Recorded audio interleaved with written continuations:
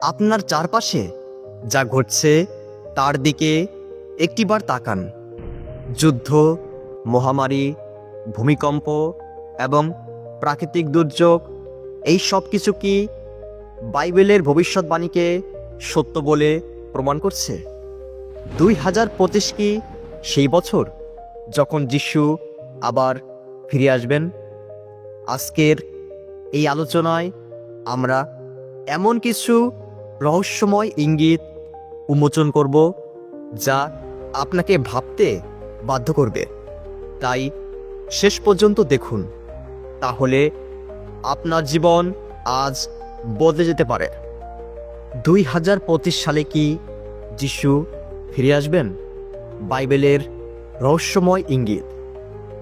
বাইবেলে বহু বছর আগে যিশুর ফিরে আসার বিষয়ে নির্দিষ্ট ভবিষ্যৎবাণী রয়েছে। আজ আমরা সেই ভবিষ্যৎবাণীগুলো বিশ্লেষণ করব এবং দেখব 2025 সালের ঘটনাগুলোর সঙ্গে তাদের কোনো সম্পর্ক রয়েছে কিনা। আসুন জানি। 1. শেষ দিনের লক্ষণ। মথি 24 অধ্যায় 3 থেকে তার 8 পদে বলা হয়েছে, পরে যিশু যখন জৈতুন পাহাড়ে বসেছিলেন তখন শিষ্যরা গোপনে তার কাছে এসে বললেন, আমাদের বলুন, কখন এই সব হবে এবং কী রকম চিহ্নের দ্বারা বোঝা যাবে আপনার আসবার সময় ও যুগ শেষ হবার সময় হয়েছে?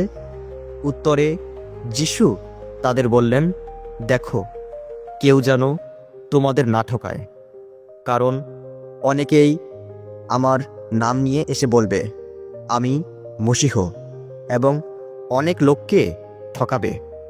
তোমাদের কানে যুদ্ধের আওয়াজ আসবে এবং যুদ্ধের খবরাখবরও তোমরা শুনতে পাবে, কিন্তু সাবধান, এতে ভয় পেও না, কারণ এই সব হবেই, কিন্তু তখনও শেষ নয়।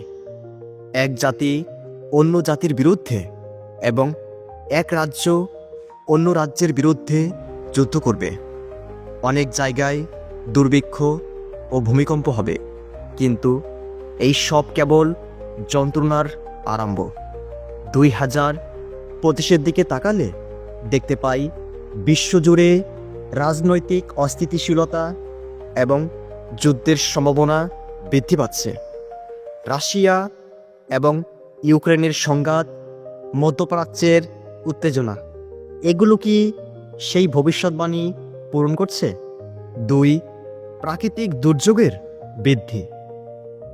লূক 21 অধ্যায় তার 11 পদে বলা হয়েছে, ভীষণ ভূমিকম্প হবে এবং ভিন্ন ভিন্ন জায়গায় দুর্ভিক্ষ ও মরক হবে। এছাড়া আকাশে এমন সব ঘটনা ও চিহ্ন দেখা যাবে যা ভীষণ ও ভয়ঙ্কর। বর্তমানে প্রাকৃতিক দুর্যোগের সংখ্যা ও তীব্রতা প্রতিনিয়ত বৃদ্ধি পাচ্ছে। বিশেষ করে আমেরিকার ক্যালিফোর্নিয়াতে দাবানল প্রতিনিয়ত বিশ্ববাসীকে আতঙ্কিত করছে। 2025 সালের শুরুতেই আমরা দেখেছি কীভাবে ব্যাপক দাবানলে বহু বাড়িঘর ধ্বংস হয়েছে। এর ফলে বহু মানুষ তাদের বাড়িঘর ছেড়ে চলে যেতে বাধ্য হয়েছে। এছাড়া পৃথিবীর অন্যান্য অঞ্চলেও ভূমিকম্প, ঘূর্ণিঝড় এবং বন্যার মতো দুর্যোগের সংখ্যা এবং তীব্রতা বৃদ্ধি পেয়েছে। বিজ্ঞানীরা একে জলবায়ু পরিবর্তনের ফলাফল বললেও বাইবেল এসব ঘটনার মাধ্যমে আমাদের ভবিষ্যতের সতর্ক বার্তা দিয়েছে।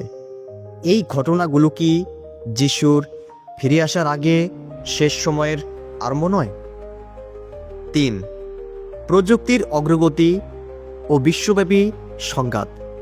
প্রকাশিত বাক্য 13 অধ্যায় 16 থেকে তার 17 পদ অনুযায়ী অনেকে মনে করেন এক বিশ্ব ব্যবস্থা এমন একটি ব্যবস্থায় রূপ নেবে যা ধনী গরিব সবাইকে একটি চিহ্ন গ্রহণে বাধ্য করবে। আধুনিক প্রযুক্তি এবং কৃত্রিম বুদ্ধিমত্তার অগ্রগতি এই ভবিষ্যৎবাণীর বাস্তবতা আনতে পারে। ডিজিটাল আইডি, বায়োমেট্রিক চিপ, এগুলো কি বাইবেলের সেই চিহ্নের সূচনা? 4. ইসরায়েলের ভূমিকা। বাইবেলের ভবিষ্যৎবাণী অনুযায়ী ইসরায়েল যিশুর দ্বিতীয়বার ফিরে আসায় গুরুত্বপূর্ণ ভূমিকা পালন করবে। 1948 সালে ইসরায়েলের রাষ্ট্র প্রতিষ্ঠা এবং সাম্প্রতিক জেরুসালেমের পরিস্থিতি সেই ইঙ্গিতকেই জোরদার করেছে।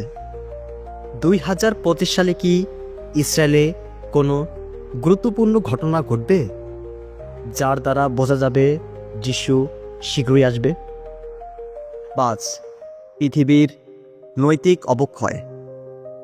2 তিমথিও 3 অধ্যায় 1 থেকে তার 5 পদে বলা হয়েছে, এই কথা মনে রেখো যে শেষকালে ভীষণ সময় উপস্থিত হবে। মানুষ কেবল নিজেকেই ভালোবাসবে, টাকার লোভী হবে, গর্ব করবে, সবাইকে তুচ্ছ করবে, সকলের দুর্নাম করবে আর মা বাবার অবাধ্য হবে।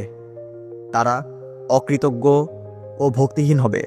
তাদের মধ্যে স্নেহ ভালোবাসা থাকবে না, আর তারা ঝগড়া করে আপোষ করবে না। তারা পরে নিন্দা করবে, নিজেকে দমন করতে পারবে না, নিষ্ঠুর হবে আর যা ভালো তা ঘৃণা করবে। তারা বিশ্বাসঘাতক, হটকারী ও অহংকারে পূর্ণ হবে। ঈশ্বরকে ভালো না বেসে তারা জাগতিক সুখকে ভালোবাসবে। বাইরের চেহারা দেখলে মনে হবে যেন ঈশ্বরকে তারা কত না ভক্তি করে, কিন্তু আসলে ঈশ্বর ভক্তির শক্তিকেই তারা অস্বীকার করে। এই রকম লোকদের কাছ থেকে দূরে থেকো। বন্ধু, আজকের সমাজে এই অবস্থা স্পষ্ট। মানুষের মধ্যে আজ অহংকার, লোভ এবং আত্মপ্রচার বাড়ছে। এটা কি বাইবেলের ভবিষ্যৎবাণীর আরেকটি লক্ষণ? বাইবেল যা বলছে তা থেকে আমরা কি শিখব? যদিও 2025 সালে যিশুর দ্বিতীয়বার ফিরে আসার নির্দিষ্ট তারিখ সম্পর্কে কোনো ভবিষ্যৎবাণী নেই, তবে এই লক্ষণগুলি আমাদের সাবধান হতে বলেছে। মথি 24 অধ্যায় তার 42 পদে যিশু বলেছেন, তাই বলি তোমরা সতর্ক থাকো, কারণ তোমাদের প্রভু কোন দিন আসবেন তা তোমরা জানো না। বন্ধু, আপনার জন্য গুরুত্বপূর্ণ প্রশ্ন, আপনি কি প্রস্তুত? আপনার বিশ্বাস কি যিশুর দিকে দৃঢ়ভাবে স্থির? আপনি কি ঈশ্বরের বাক্যের বাধ্য হয়ে পবিত্র আত্মার অধীনে চলছেন? আপনি কি প্রতিদিন প্রার্থনা এবং বাইবেল অধ্যয়নের মাধ্যমে আত্মিকভাবে শক্তিশালী হচ্ছেন?